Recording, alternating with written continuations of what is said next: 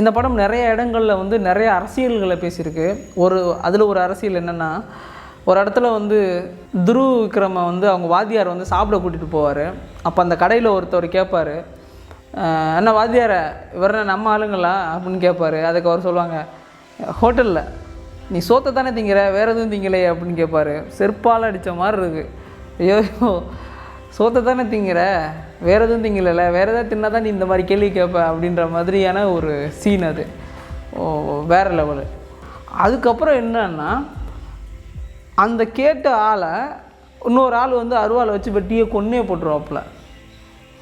அது இன்னும் எவ்வளோ மகிழ்ச்சியாக இருக்கும் பாருங்கள். நீ என்ன ஆளுங்கன்னு கேட்டவொடனே கத்தியை வச்சு வெட்டி கொண்டுருவானுங்க, வெட்டியே கொண்டுருவாங்க. கண்டந்துனமாக சரச்சரச்சன்னு வெட்டுவாப்புல. யாருன்னு பார்த்தா அமீர். அங்கே ஒரு அரசியலும் அங்கே ஒரு கதையும் போயிட்டுருக்கோம்.